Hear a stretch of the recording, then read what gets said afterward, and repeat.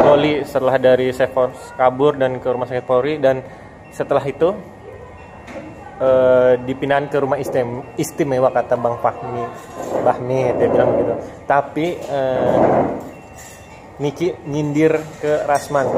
Awalnya dari bilang katanya Fadel ingin menikahi Loli atau Laura terkait nanti di tahun ini 28 Mei nanti sudah 18 tahun, jadi jangan dihalang-halangi anak yang sudah umur 18 karena sudah bisa milih sendiri gitu. Tapi akhirnya disindir meniki, itu RS Polri aja gue yang bayar hampir 30 juta, mau nikahin anak gue dengan cara apa gitu kalau misalnya gitu.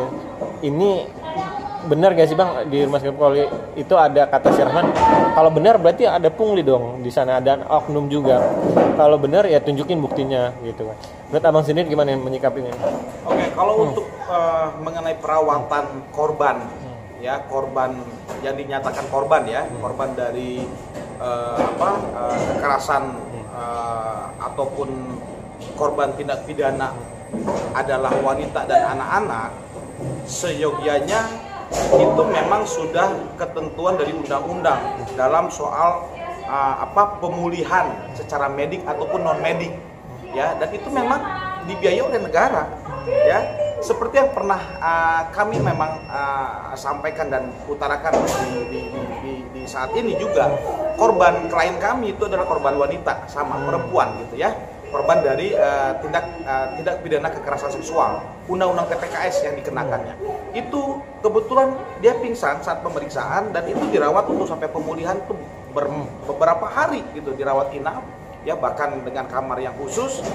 Ya, senyatanya yang kami terima ya, yang kami memang dampingi ya, itu tidak ada biaya sedikit pun gitu loh. Dan itu rumah sakit Polri, dalam hal ini rumah sakit Polres gitu ya, yang memang masing-masing Polres kan ada unit gitu ya, mediknya gitu ya. Nah, selama kami beberapa klien-klien kami menangani soal korban anak-anak dan wanita, itu perawatan dan pemulihan yang kami tahu langsung, kami tidak ada biaya ya keluar atau dikenakan sebagai biaya medis gitu ya kepada pihak kami gitu ya selaku penasihat hukumnya.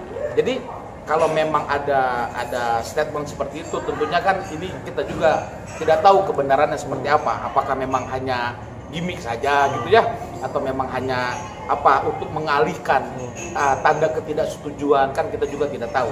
Tapi perlu saya sampaikan, selama proses kami menangani korban anak dan perempuan ya, dalam proses medisnya di rumah sakit Polri ya, baik di tingkat Polres atau Polda atau bahkan sampai di Mabes gitu ya, Mabes Polri, itu tidak dikenakan biaya Mas, itu alias gratis. Bang, berarti kalau misalnya benar gratis dan tidak dikenakan biaya, Niki bisa dibilang kena pencemaran nama baik Polri dong, Polri ya kan?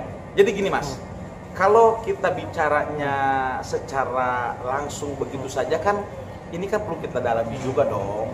Apakah ini pengakuan hanya gimmick tadi yang saya sampaikan, atau memang ada arti lain, atau memang ada senyatanya?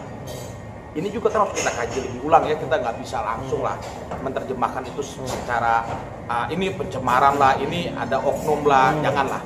Ya, saya pikir itu tidak juga baik ya, langsung kita dengan pengakuan seseorang itu bisa langsung menilai ya, langsung seperti itu apakah itu salah atau benar.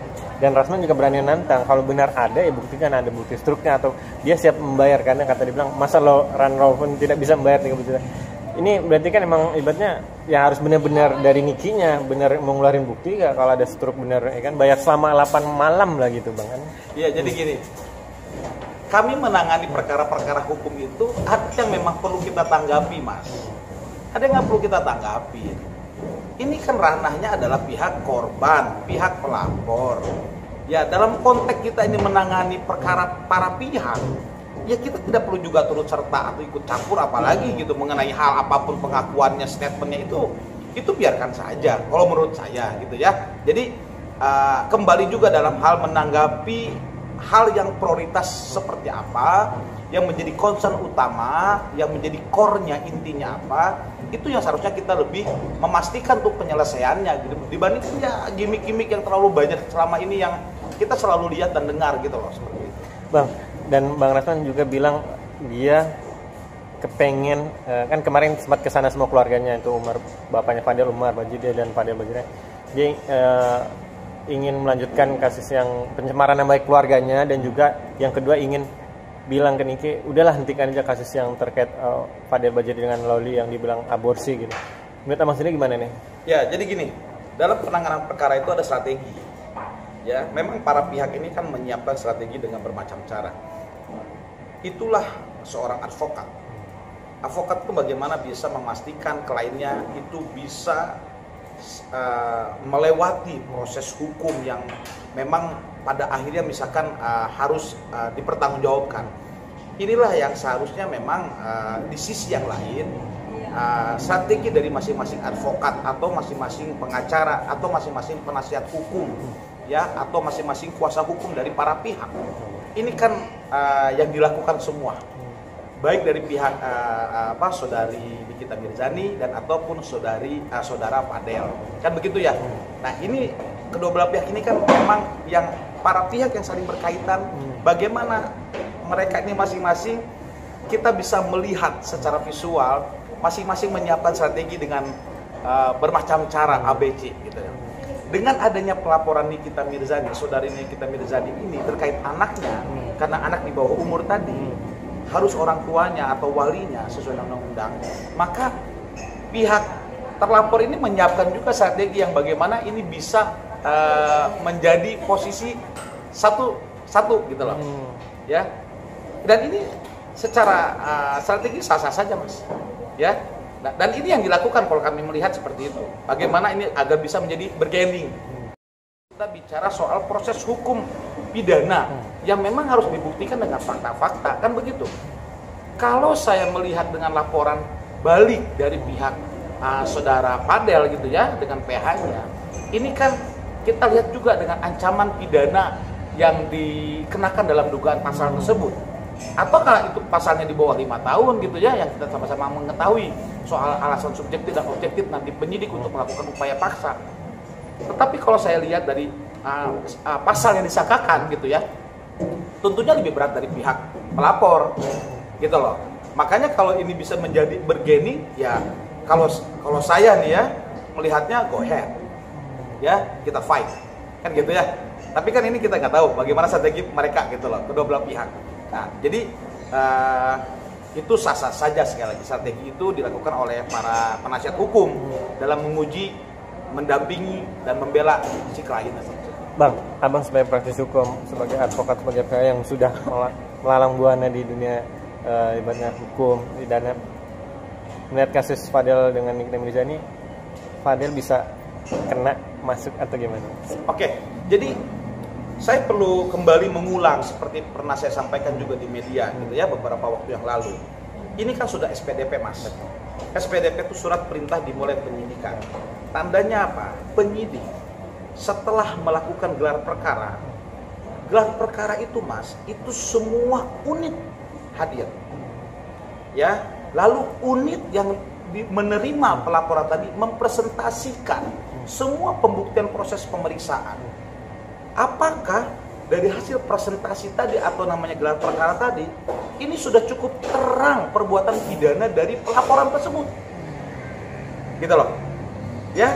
Maka akhirnya mereka setuju nih, gitu loh. Semua unit yang ada di Polres atau Polda atau Mabes Polri, gitu loh, ya, di baris krimnya, di penyidikannya. Nah, maka ketika sudah digelar perkara, bagi saya ini sudah terang perbuatan pidananya. Tinggal tahapan selanjutnya, apa? Pemeriksaan SPDP yang untuk menetapkan gelar perkara kembali, untuk memastikan siapa tersangkanya. Di statement beberapa media saya sampaikan, mungkin saja, Mas, ada tersangka lain setelah penyidik melakukan gelar perkara. Kan kita nggak tahu, Nos, apakah itu pihak terlapor, ya, dan atau pihak terlapor dan yang lain. Paham ya? Jadi ini bisa terjadi, Mas, gitu loh. Nah, kalau memang ternyata ada pihak lain yang bisa dikenakan sebagai tersangka baru, apakah sudah diperiksa, Mas? Kan kita nggak tahu, Mas.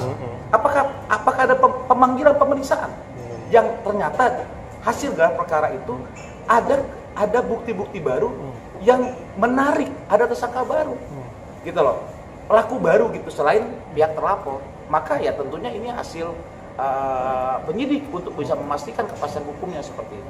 Bang, tapi kalau dari PH-nya Fadel yaitu Bang Rasman bilang, sudahlah Niki, ibaratnya hentikan saja kasusnya karena tidak ada dasar hukumnya. Menurut Abang sendiri gimana sebagai sama praktis hukum? Tahapan ya itu sah-sah saja sekali lagi ya. Pihak penasihat hukum, para pihak itu melakukan statement, ya intinya bermain mental itu ya, bermain perang opini. Itu sah-sah saja sih sebenarnya. Cuma kan kembali Polri harus, ini kan berita sudah viral, kasus ini viral, beberapa kasus-kasus bahkan hampir kebanyakan mostly perkara perbuatan pidana yang korbannya anak dan perempuan ini tidak lama mas, ini tidak lama. Saat ini kami sedang menangani mas, ya kami sedang menangani pelakunya laki-laki menyetubuhi wanita di bawah umur, anak-anak di bawah umur itu usia 12 tahun. Mereka ini suka sama suka. Tetapi ingat loh, wanitanya perempuan ini di bawah umur. Tidak ada berlaku alasan suka sama suka mas. Undang-undang kita menjerat itu pelaku lelaki. Dan apa yang terjadi? Ketika dilakukan pelaporan langsung tangkapan. Ya, dengan bukti-bukti permulaan pendahuluan, pemeriksaan langsung cepat, itu terjadi mas. Makanya statement apapun soal, apalagi soal penghentian penyidikan dan sebagainya, ini kan ranahnya penyidik. Harus mereka melakukan gelar perkara juga. Kalau memang tidak cukup bukti, yang pernah saya sampaikan di media, silakan ekspos, umumkan SP2. Kalau ini sudah masuk penyidikan, SP3 selesai.